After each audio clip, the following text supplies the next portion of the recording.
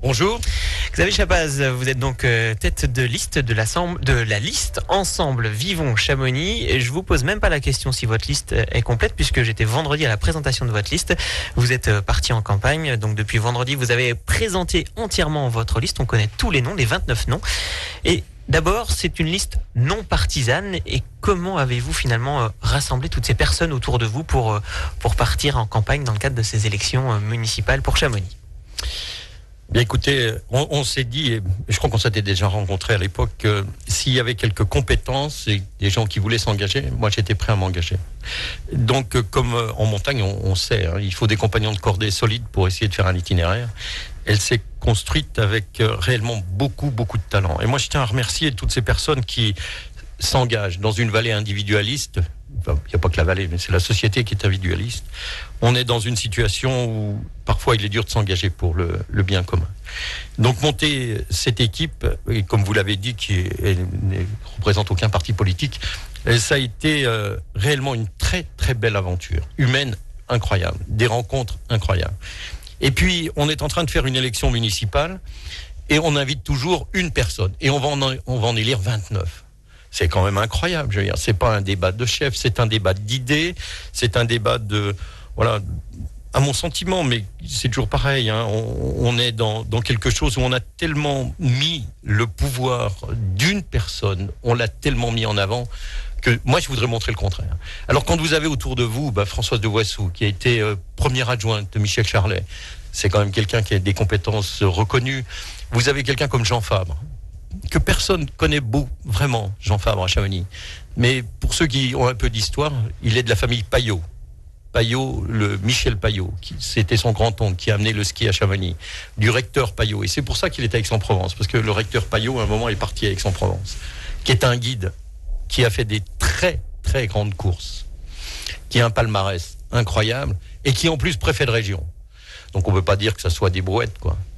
Donc voilà, et Georges Juniat et tous les autres, mais c'est de ça dont j'aimerais qu'on parle, c'est d'une équipe, c'est quand même des gens qui ont à un moment une puissance, quelqu'un que personne connaît dans la vallée de Chamonix, qui est Calvarin, François Calvarin, chef d'entreprise, 2500 personnes, qui est un alpiniste, qui est un aventurier, et qui est administrateur de la Banque de France. Donc je veux dire, on a quand même des compétences autour de ça. Donc c'est la réunion de ces compétences. Si j'ai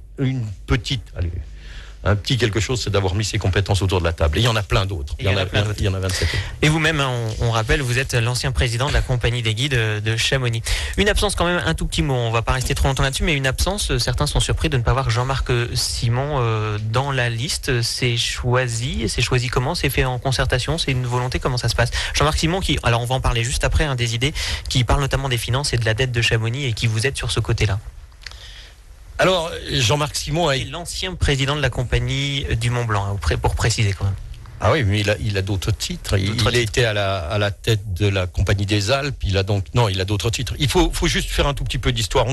On fait un procès, ou on a fait un procès à Jean-Marc Simon.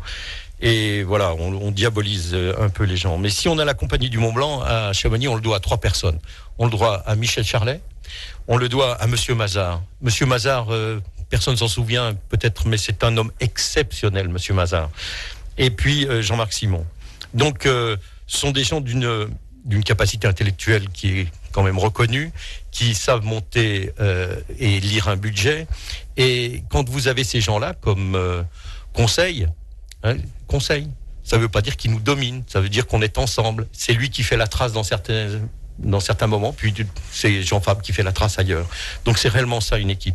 Et moi je tiens à le remercier, Jean-Marc, parce qu'il nous aide, mais il nous aide dans le côté constructif. Et puis on peut dire qu'il n'a pas raté sa présidence de la compagnie du Mont Blanc, puisque quand il est parti, c'est la commune qui a racheté ses parts. Donc ça veut dire que c'était un grand chef d'entreprise, puisque cette entreprise, à un moment, a permis à la commune d'avoir des parts d'une société. J'ose espérer que la commune n'aurait pas acheté des parts d'une société qui marchait pas, quoi. Qui ne valait rien.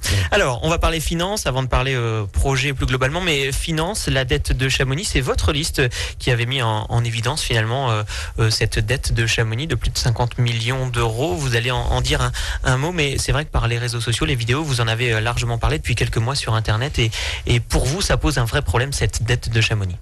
Alors, c'est un problème, comme je pense, dans beaucoup d'endroits, c'est un problème.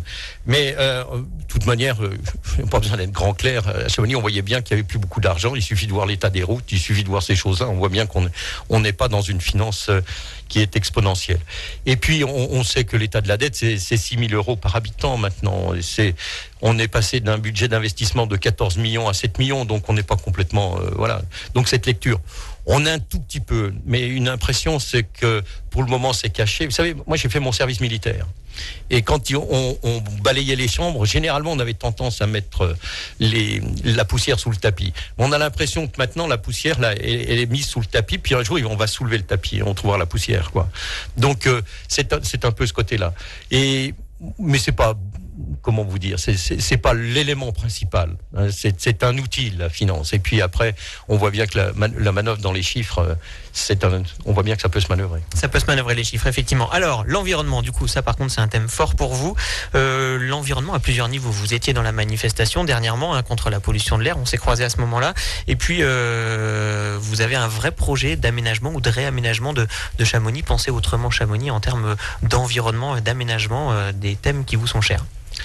Alors oui, bien, ça c'est vraiment le centre. Mais quand vous avez, par exemple, quelqu'un comme Georges Juniat, qui a été pour le respect du site du Mont Blanc un président reconnu, on voit bien que c'est au cœur.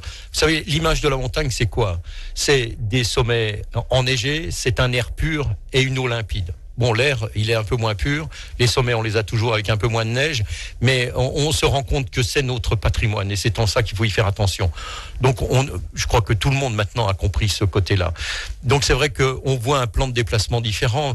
On va comment vous dire, on va pas changer, il y aura pas le grand jour, ça sera des petites choses et on doit nous montrer à Chamonix l'exemple. Quand on a fait cette année, ça fait sourire, mais le petit porteur avec notre ami Jules qui est sur la liste Berger, ce petit porteur qui est de montrer un déplacement différent que les jeunes nous demandent parce que quand il y a eu la rencontre avec les jeunes avec Butch à Butch, c'est ce qu'ils nous ont dit. Prenez soin de ça. C'est notre futur. Et si toutes ces jeunes femmes qui sont engagées avec nous, elles nous disent, nous on a bien pu vivre à Chamonix, mais on voudrait que nos enfants vivent bien, c'est ce message, quoi. Voilà. Donc c'est du soin. C'est ce qui paraît normal. Je veux dire, quand vous avez quelque chose, vous essayez de le soigner. Dans tous les sens du terme. Dernière question, après on n'aura plus le temps, mais simplement la communauté de communes et l'intercommunalité, puisque dans ces élections, on va aussi voter pour la communauté de communes. Selon vous, à 4, cette communauté de communes de la vallée de Chamonix-Mont-Blanc, elle est peut-être trop petite? Ah bah là c'est vrai, c'est sûr. C'est qu'elle est, on le voit, à la place d'être ouvert, on s'est refermé. Et c'est peu compréhensible puisqu'il y avait le CIVOM du pays du Mont-Blanc dont Éric était président et au moment où il a quitté cette présidence, il s'est remis sur ce petit territoire. Et on voit bien qu'on a besoin d'un territoire plus large. Et quand on a quelqu'un comme Jean Fabre qui est préfet de région, il sait ce que c'est qu'une communauté de communes. Donc une communauté de communes plus grande à l'avenir, c'est votre souhait en tout cas. Voilà. Merci à vous, Xavier Chapas, candidat tête de liste pour la liste Ensemble Vivons Chamonix. Je vous invite à aller voir le site internet www.ensemble-vivons-chamonix.fr pour avoir plus de détails sur cette liste et les projets. Merci à vous.